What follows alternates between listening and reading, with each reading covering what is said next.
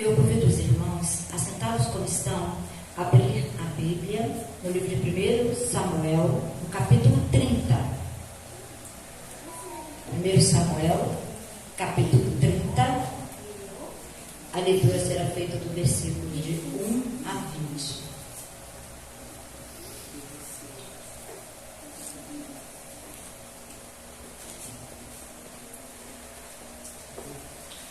Faremos a leitura de 1 Samuel capítulo 30, versículos de 1 a 20. Sucedeu, pois, que chegando Davi e os seus homens ao terceiro dia a Ziclague, já os amalequitas tinham dado com ímpeto contra o sul, e Ziclague, e a esta ferido e queimado. Tinham levado cativas as mulheres que lá se achavam, porém a ninguém mataram, nem pequenos, nem grandes, tão somente os levaram consigo, e foram ao seu caminho. Davi e os seus homens vieram à cidade e ei-la queimada, e as suas mulheres, seus filhos e suas filhas eram levados cativos. Então Davi e o povo que se achava com eles ergueram a voz e choraram, até não terem mais forças para chorar. Também as duas mulheres de Davi foram levadas cativas, Ainoã, a Jezreelita, e Abigail, a viúva de Nabal, o carmelita. Davi muito se angustiou, pois o povo falava de apedrejá-lo, porque todos estavam em amargura, cada um por causa de seus filhos e de suas filhas. Porém Davi se reanimou no Senhor seu Deus. Disse Davi a Abiatar, o sacerdote, filho de Ameleque: traze-me aqui a estola sacerdotal. E Abiatar a trouxe a Davi. Então consultou Davi ao Senhor, dizendo: perseguirei eu o bando? Alcançá-lo-ei? Respondeu-lhe o Senhor: persegue-o, porque de fato o alcançarás e tudo libertarás. Partiu, pois, Davi, ele e os 600 homens que com ele se achavam, e chegaram ao ribeiro de Besor, onde os retardatários ficaram. Davi, porém, e 400 homens continuaram a perseguição, pois que 200 ficaram atrás, por não poderem, de cansados que estavam, passar o ribeiro de Besor. Acharam no campo um homem egípcio e o trouxeram a Davi. Deram-lhe pão e comeu, deram-lhe a beber água. Deram-lhe também um pedaço de pasta de figos secos e 2 cachos de passas e comeu. Recobrou então alento, pois havia 3 dias e 3 noites que não comia pão nem bebia água. Então ele perguntou a Davi: de quem és tu e de onde vens? Respondeu o moço egípcio: sou servo de uma amalequita, e meu senhor me deixou aqui porque adoecia 3 dias. Nós temos com ímpeto contra o lado sul dos Queretitas, contra o território de Judá e contra o lado sul de Caleb, e pusemos fogo em Ziclague. Disse-lhe Davi: poderias descendo guiar-me esse bando?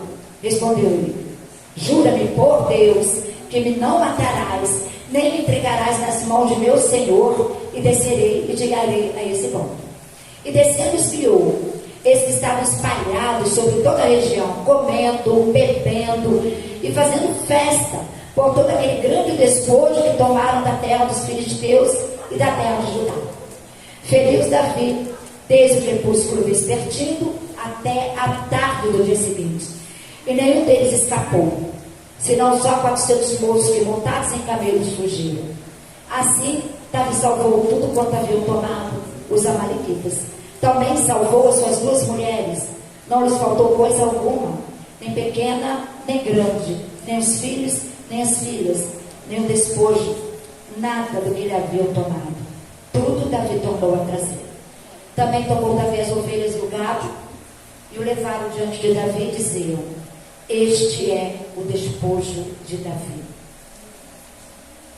Palavra do Senhor. A família é projeto de Deus. Ela é um projeto de Deus. Parece clichê, parece chavão, mas não é. A família realmente é invenção de Deus. Totalmente baseada na palavra de Deus, é que nós informamos isso nesta noite. A família foi formada em Gênesis 1, 27 e 28, quando o Senhor formou homem e mulher, diz a palavra de Deus, homem e mulher os criou. E Deus deu essa ordem: sede fecundos, multiplicai-vos, enchei a terra. Em sua palavra, nós sabemos que não pode haver e não pode sofrer nenhuma alteração. A palavra do Senhor é a verdade. O seu plano com a família é dar continuidade aos povos, seja ela a família comum, que faz parte também da graça comum do Senhor, ou a família do Senhor. Essa família espiritual foi dada lá em Abraão, quando ele disse lá em Gênesis, no capítulo 15, versículo 15, ele falou: olhar para o céu, veja as estrelas, assim será a tua descendência. E nós estamos aqui para provar o que uma família, até onde pode chegar uma família, como uma família pode multiplicar-se. Mas para isso Deus também deixou os princípios, para essa família reproduzir, para essa família dar continuidade. Deus deixou princípios na sua palavra. Essa família, ela só é autenticada e só pode ser chamada de família seguida os princípios dados na palavra do Senhor. A palavra do Senhor como princípio é o casamento para a instituição da família. Não existe outro caminho de se formar família. Não adianta gritarmos, não adianta propagarmos coisas diferentes. Só a família pode ser criada através do casamento. Ainda deu mais princípios em relação ao casamento. Ele deve ser monogâmico, quer dizer, cada um tem a sua própria esposa. Está lá em 1 Coríntios 7, 2. E declara muito bem por causa da impureza. Cada um tem a sua própria esposa. E esse casamento também foi declarado como indissolúvel. Está lá em Mateus 19, versículo 6. O que Deus uniu, não separe o homem. Tudo isso para que o casamento, de uma forma pura, pudesse retratar a união de Cristo com a igreja. Então é um trabalho sério, muito requintado.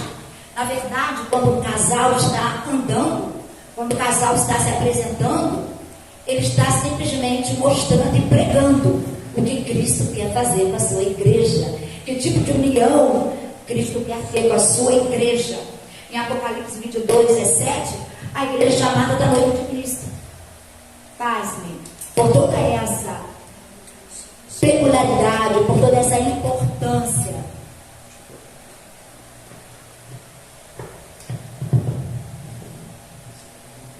Por tudo isso e muito mais, está muito claro a perseguição que a família tem sofrido. E não é uma coisa nova. Às vezes nós atribuímos ao momento que nós estamos, à tecnologia, às mídias. A verdade é, o fato é, família é perseguida desde sua criação. Toda essa perseguição é por causa do alvo, do objetivo pelo qual foi criada a família. No Salmo capítulo 96, versículo 7, diz: tributai, ó família dos povos, tributai ao Senhor glória e força. Então viram bem o objetivo da família? Tributar ao Senhor a glória e a força. A palavra de Deus diz que a família vai reproduzir os ensinos do Senhor na terra. Para isso foi criada a família. Nós temos a igreja, nós temos várias sociedades na igreja, nós temos comunidades de ensino dentro da igreja, mas ao Senhor aprove que as famílias dessem continuidade ao seu ensino. Em Salmo 78, nos versículos 3 e 4, o salmista diz: o que ouvimos e aprendemos, os que nos contaram nossos pais, não encobriremos a seus filhos.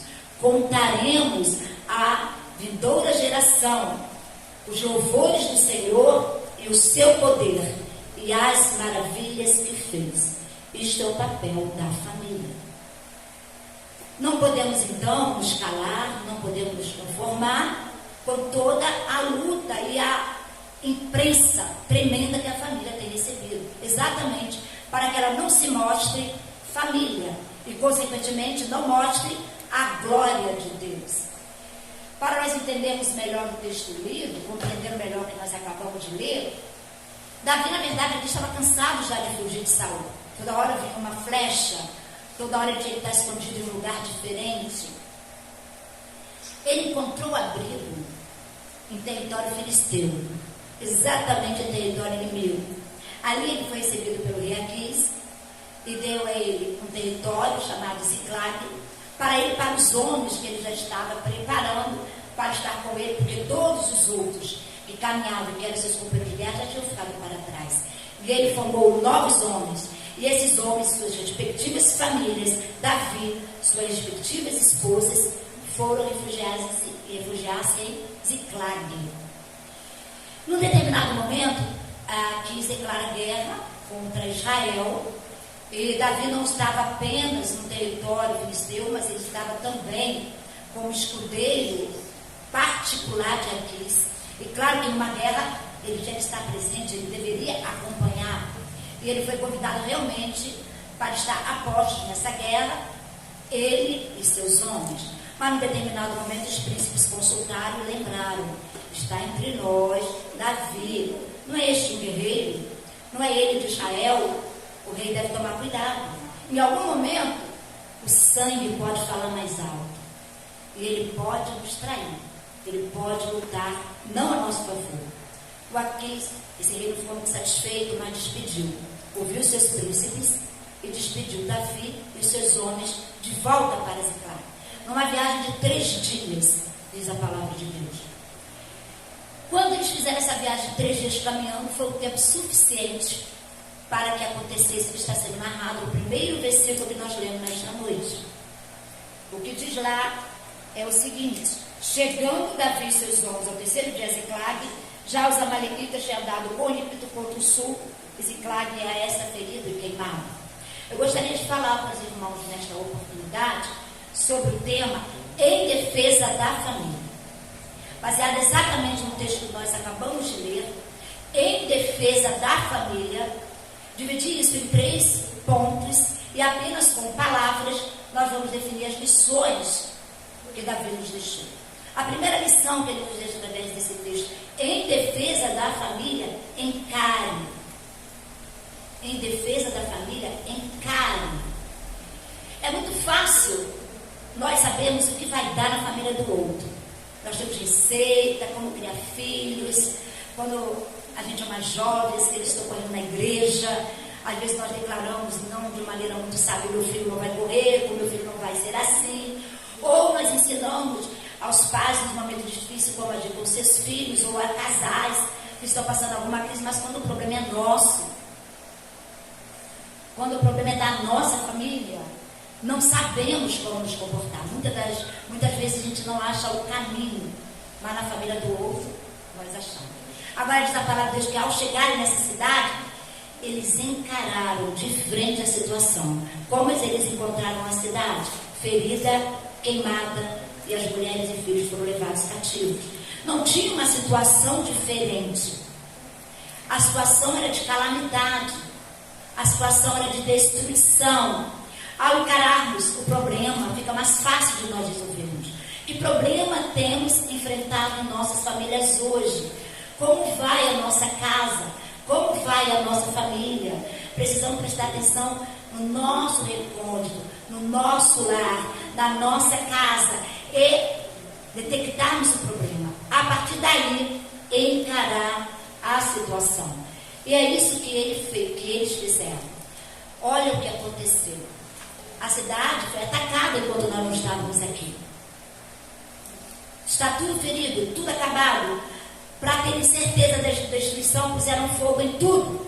E ainda levaram as nossas mulheres, filhos e filhas. Encarar a situação é a melhor saída. Sempre foi e sempre será. Não devemos fugir à realidade.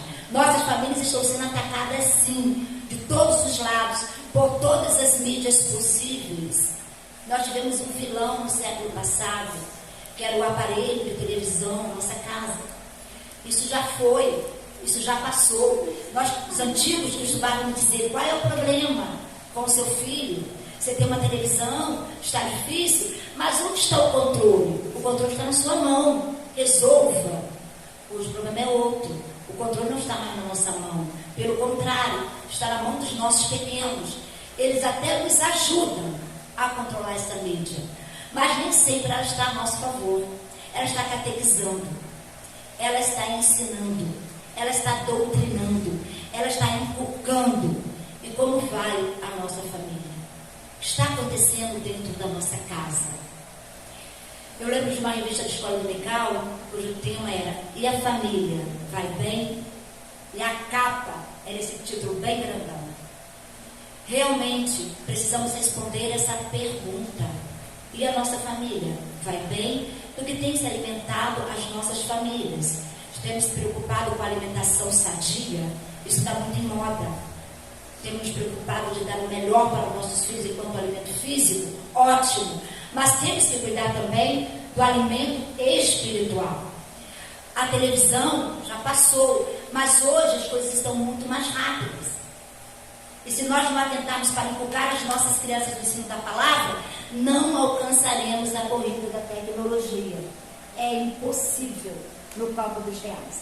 Então, não importa o que seja que estivermos enfrentando em nossa família, precisamos enfrentar, precisamos encarar e precisamos tomar conhecimento dos fatos. Devemos encarar os fatos tais quais eles são. Não podemos fugir. A nossa família, ela deve ser cuidada com base na palavra de Deus. Então, em defesa da família, encare. A segunda palavra que eu queria compartilhar com vocês, que a gente vai transformar em lição, em defesa da família, clame. Clame.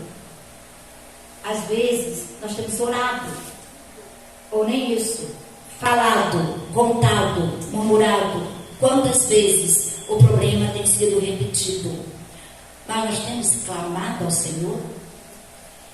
O versículo 4 narra a situação que aqueles homens de guerra ficou. Você imagina os soldados, todos aparatados assim para a guerra, chorando, lágrimas escorrendo nos seus rostos, derramando-se em choro, porque perderam o que de mais importante eles poderiam considerar: as suas famílias. Não eram os despojos, não eram as coisas que estavam inquietando, aborrecendo, a ponto deles acusarem a Davi. Diz a palavra que eles queriam matar Davi. Foi Davi que os levou para fora da cidade. Foi Davi que tirou eles de perto de suas famílias. Mas não era a hora de transferir a culpa. Era a hora de encarar o problema de frente. E de chorar. E de lamentar. E ter a seguinte consciência: o problema é grave. As nossas famílias não estão aqui. O problema é sério. Porque o que evita e o que desvia, o que distrai do clamor, é exatamente não encararmos a situação tão grave quanto ela é. Se nós sabemos que ela é grave, nós vamos abaixar, dobrar os nossos joelhos, vamos clamar de verdade. Temos que chorar por nossas famílias, lamentar o que tem acontecido. Não podemos aconchegar o problema, não podemos dar colo ao problema, seja ele dos nossos filhos, seja ele dos nossos sobrinhos queridos, dos nossos amigos, dos nossos vizinhos. O problema é grave. Uma família fora do caminho do Senhor vai para um inferno, sofrer eternamente. Diz os estudiosos, tem um historiador chamado Martin, é um historiador religioso. Ele ia fazer uma palestra sobre imortalidade. Preparando a pesquisa, ele não encontrou nada sobre o assunto inferno, muito pouco, muito superficial. Então ele escreveu um artigo cujo título era "O inferno desapareceu, ninguém notou". É verdade que temos falado pouco sobre o inferno. É verdade que nós temos ensinado pouco, e às vezes nem nós temos ciência do que é o inferno, do que será o inferno, do que seria um ranger de dentes para toda a vida, do que seria um choro que não haverá consolo, do que será lágrimas derramadas que não tem como serem enxugadas, o que será chorar sem saber que o dia está passando, eu posso dormir e acordar e pela manhã não haverá mais choro. Não tem mais essa promessa. É um choro para sempre. Então nós temos que tomar conhecimento desse fato Ao tomar ciência, nós temos que ter coragem para sentir o nosso problema, chorar a nossa situação, para derramarmos o nosso clamor diante de Deus. Não basta apenas orar. Está na hora de clamar. Está na hora de lutarmos com clamor pelos nossos filhos, filhos dos nossos filhos, que são os nossos netos, pelos filhos da igreja.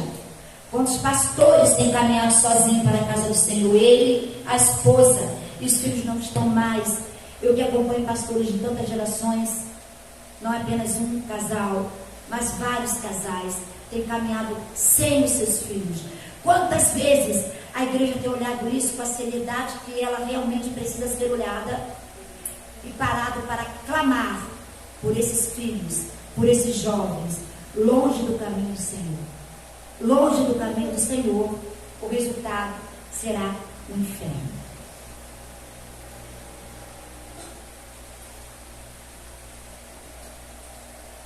Mas a falta de conhecimento dele muitas vezes não traz o temor devido. Não temos tido tanta indignação em relação ao pecado. Temos que chorar pelo pecado que invade nossas casas. Temos que chorar pelas nossas crianças perdendo a sua infância. Nós achamos muito bonito uma criança nos ensinando. Elas estão falando como adulto. E nós devíamos sentir tristeza. Porque os meninos não foram feitos para governar, conforme Isaías diz. Está lá, mas não é para que isso aconteça. Os meninos não foram feitos para liderar nossas casas, nossas escolas. Às vezes eu entro para dar um aviso numa turma de 6º ano que acabou de sair do 5º, de uma escola de apenas ensino de 1º ou 5º ano, só crianças mesmo. E as crianças vêm me dizer o que vai ser feito naquele dia, que eu não posso passar um exercício a mais, que eles têm horário para sair, que eles estão cansados de copiar. Crianças estão querendo nos ensinar. Isso é motivo de choro, porque eu sei o que será de nós nos ensinar pelas crianças. Está na hora de clamar em defesa de nossa família, em defesa de sua família. Encare, clame. A terceira palavra que eu quero trazer para nós nesta noite de ensino, que esse texto nos dá, depois que eles choraram, clamaram, até chorando com Davi, chorando com seus amigos. Davi tomou atitude, no versículo 6, a atitude principal do texto, que se não fosse essa atitude, tudo daria errado. Nós vemos que tudo deu certo. Davi muito se angustiou, pois o povo falava de apedrejá-lo, porque todos estavam em amargura, cada um por causa de seus filhos e suas filhas. Porém Davi se reanimou no Senhor, seu Deus.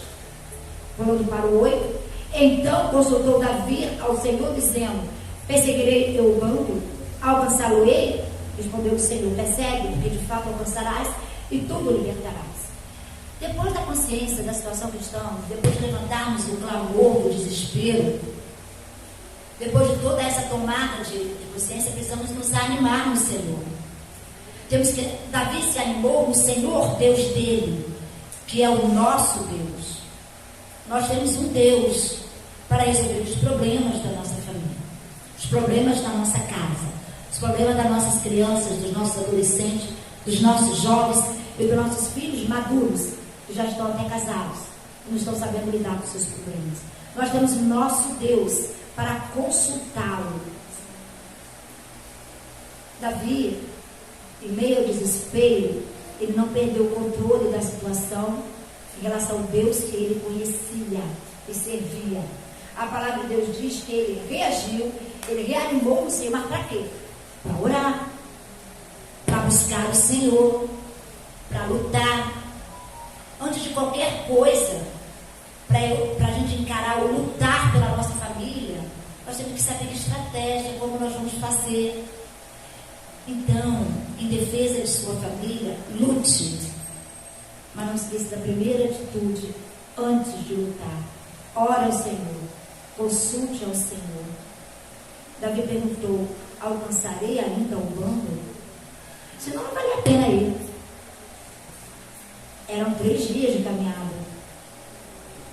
Então nós precisamos da resposta do Senhor para tomarmos a atitude correta de lutar e como lutar pela nossa família. A situação ainda estava bem fresca. Provável que Davi e aqueles homens estavam com seus pés em cinzas ainda quentes quando eles foram atrás de suas famílias. Não devemos deixar passar muito tempo para lutar pela nossa família. A hora é agora. O inimigo, ele não perde tempo. No momento propício, quando não estavam os homens naquela cidade, os chefes da casa não estavam a posto, o inimigo invadiu aquele lugar. Precisamos dessa estratégia, buscar ao Senhor para termos essa estratégia do momento correto e da maneira de como será esta luta. Também não vamos esperar uma luta frágil, fraca. Eu já tentei, já fiz a minha parte, eu falei, ele não escuta, eu já visitei, ele não me ouve. A luta é muito mais do que isso. Senão ela não ia ser chamada de luta. Lute pela sua família. Quando Davi encontrou aquele moço abandonado, aquele egípcio abandonado, ele deu toda a situação para ele. E quando ele citou exatamente Ziclag, ele disse assim, demos com ímpeto contra aquela cidade. Não deu moleza não, já não dá moleza não. Ele vai com ímpeto em direção aos nossos filhos. Hoje nós conversamos sobre os pastores que passaram por esse lugar e lembramos de um pastor que abandonou e entregou sua carteira. Que homem de Deus, que homem abençoado. E eu pensei assim, claro que o demônio ia ter ouro grande naquela situação.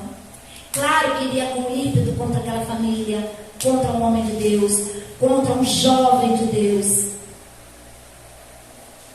A luta dele não é uma luta de brincadeira. A nossa luta também deve ser uma luta preparada para o que der e vier. Às vezes, a situação já está nas cinzas. Parece que tudo acabou. Mas a mesma palavra diz que eles levaram as mulheres cativas e os filhos e filhas, mas a ninguém matou. Contra o ungido de Deus, o diabo não pode tocar dessa forma. Está protegido pelo Senhor. Hoje nós sentamos isso aqui na igreja pela manhã. Nós apresentamos os nossos filhos a Deus, para que eles sejam guardados também pelo Senhor. Então não é assim. Então nós temos que crer e lutar pelas nossas famílias. Essa sintonia que Davi fez com Deus deu força a ele. Olha, ele estava vindo de uma batalha, aqueles homens também nem descansaram, eles emendaram em outra. E às vezes nós queremos descansar, parar um pouquinho. Já estou cansado de falar, já estou cansado de pelejar, já entreguei para a avó, já entreguei para o conselho tutelar, não quero falar mais nada. Não é hora de pararmos, é hora de continuarmos. Em defesa de sua família, encare. Em defesa de sua família, clame. Em defesa de sua família, lute. Com certeza, você virá com a vitória na mão. Aleluia. Versículo que nos fala da vitória, versos 18 e 19. Assim Davi salvou tudo quando haviam tomado os amalequitas. Assim quer dizer de que maneira? Olha a maneira como que ele conseguiu salvar tudo quando havia tomado os amalequitas. O assim, ele é explicado no versículo 17. Feriu-os Davi desde o crepúsculo vespertino até a tarde do dia seguinte. É muita gente para matar. É muito inimigo para resolver. Começou na tarde de um dia e terminou no início da tarde do outro dia. Até a tarde do outro dia. A luta não foi fácil. Dessa maneira, assim, Davi salvou tudo quanto haviam tomado os amalequitas. O 19 diz: não lhes faltou coisa alguma, nem pequena nem grande, nem os filhos. Lembra das crianças? Nem os filhos, nem as filhas. nem o despojo, nada do que eles haviam tomado, tudo Davi tornou a trazer. A palavra de Deus só chama tudo quando é tudo, só quando é 100%. Então ele trouxe tudo. O vídeo diz que ele trouxe também todas as ovelhas e o gado, e o levaram diante de Davi e diziam: este é o despojo de Davi. Tudo que o Senhor deu para nós são os nossos filhos. Tudo que nós temos e que podemos chamar de importante, o que nós chamamos de 100%, é a nossa família. Isto tem grande valor para nós. Nunca desanimemos de lutarmos em favor daquilo que o Senhor nos deu, exatamente para devolvermos a Ele. Foi lido na introdução do culto desta noite. Nós recebemos e da tua mão te damos. Nós recebemos a nossa família para ensinar, para preparar e para cultuar ao Senhor. Nós lembramos também de Êxodo, quando Moisés queria sair com o seu povo e Faraó iria libertá-lo. Ele dava sempre uma condição: para que levar as crianças? Vocês estão de amassando comigo. Vá só os homens. Não. Vamos os homens e as crianças. Tudo bem, deixa então os animais. Faraó tentando negociar com Moisés. Não podemos negociar com o inimigo. Não tem mais ou menos. Ele disse: como que eu vou deixar os animais? Como que eu vou prestar culto a Deus? E o versículo de Êxodo, capítulo 26, 10, diz o que ele respondeu: nem uma unha ficará. Olha que a resposta que o homem de Deus dá: nem uma unha ficará. Alguém achou a referência?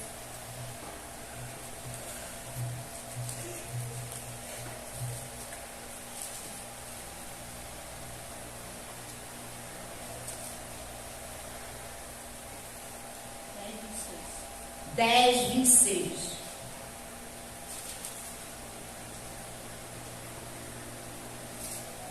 Respondeu Moisés: também tu tens de nos dar em nossas mãos sacrifício, holocausto que ofereçamos ao Senhor nosso Deus. O versículo 26. Também os nossos rebanhos irão conosco, nem uma unha ficará, porque deles havemos de tomar para servir ao Senhor nosso Deus, e não sabemos com que havemos de servir ao Senhor até que cheguemos lá. A família é o instrumento que nós temos para servir o nosso Deus. Não abriremos mão. Que o Senhor nos conceda a bênção de persistir em encarar, clamar e lutar por nossas famílias. Que Ele nos abençoe e nos ajude. Amém.